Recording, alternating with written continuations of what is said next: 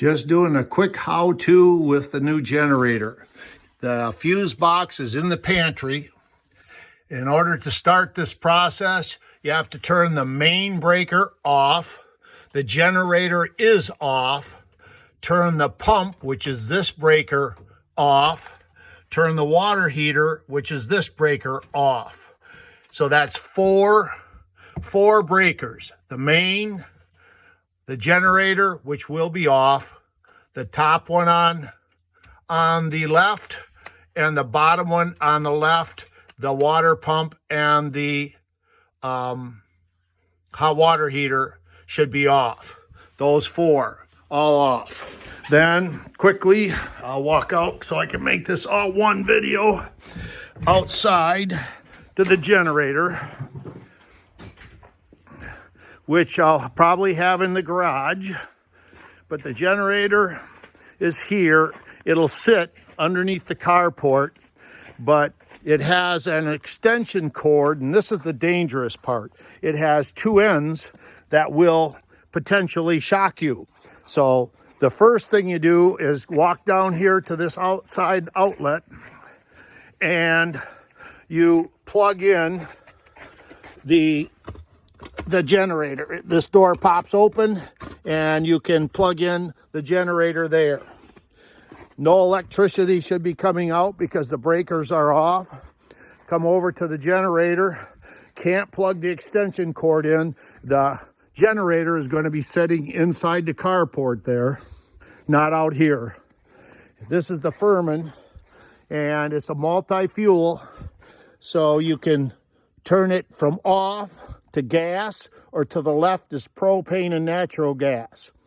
The choke is on the side, and you have to choke it, of course, but once it starts running, you got to be quick and turn it on to run. Because once it starts running, if it's not switched to run quick enough, it'll choke itself out and die. Then you have to turn this off and back on to try starting it again. Batteries down here. I'll probably have this unplugged, so you'll have to snap it together in order to get the battery start.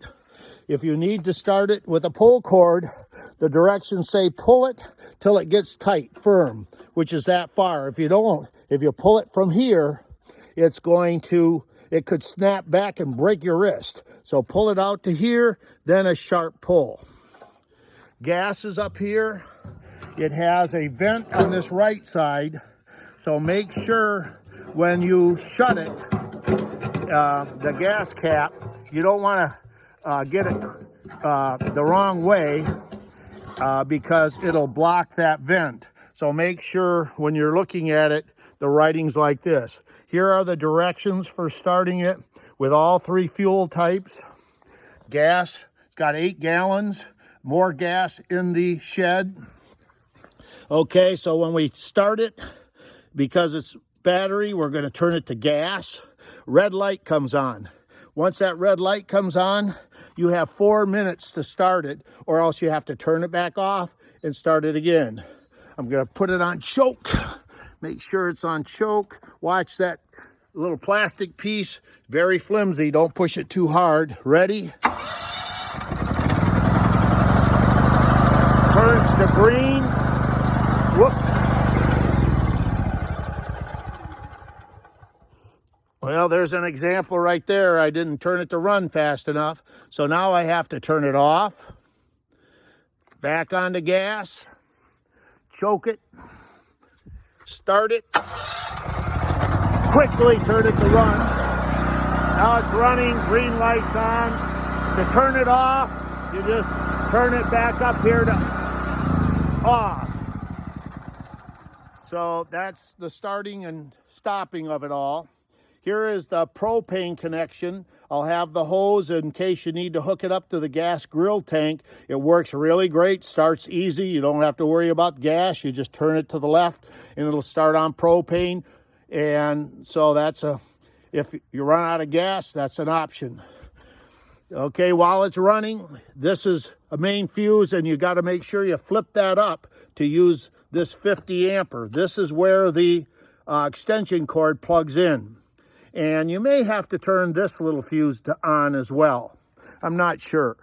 But you'll have the machine running and warmed up for about 5 minutes. Then you'll have the extension cord already plugged in. And now you plug in the other end to the generator. Now you have ready for power in the house. And once it's both ends are plugged in, you go in and throw the breaker for the generator, and that allows power into the house. Leave the main breaker off, but let it run with just the generator breaker thrown for several minutes so that it gets everything running, the refrigerator and everything running, and then turn the well pump on, the breaker, which is that top left breaker. Turn that on and let the well pump build up pressure, whatever, for 5, 6, 7, 8, 10 minutes. And then once that has pressure, go ahead and turn on the hot water heater. And so that should be ready to go, and everything should work then. And then just leave them on.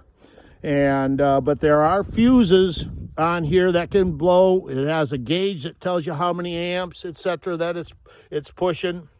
The oil fill is here. I've changed the oil already twice, and it changes easily. The drain plug is right down here, drains into some aluminum cake pans that I bought, but you shouldn't have to change the oil.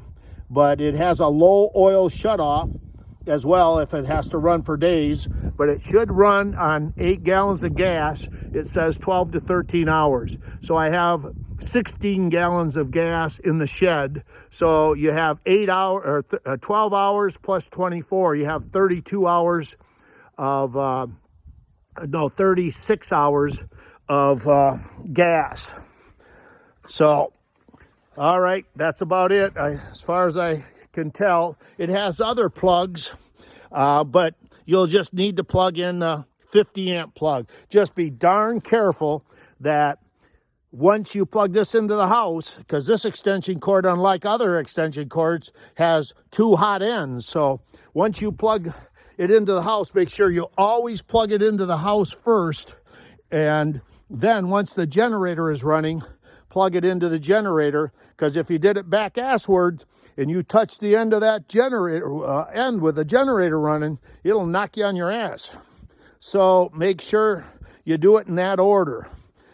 When you go to shut it off, make sure you come out and you have to unplug the from the generator before you shut it off. You can't plug anything into the generator until it's running, and you have to unplug it while it's running. So that means make sure you flip the breaker on the generator in the house, and then come out and unplug it, just back assward, unplug it from the generator while it's running. Leave it plugged in at the house, because you want to knock the juice out of it and not do it backwards again. Then you got to worry about touching that other end while the generator's running.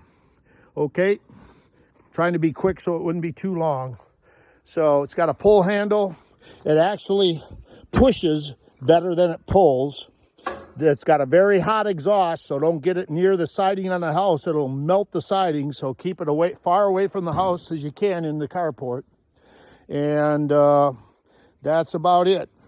I'll leave the instructions in the booklet and all that good stuff. So that's it with the generator.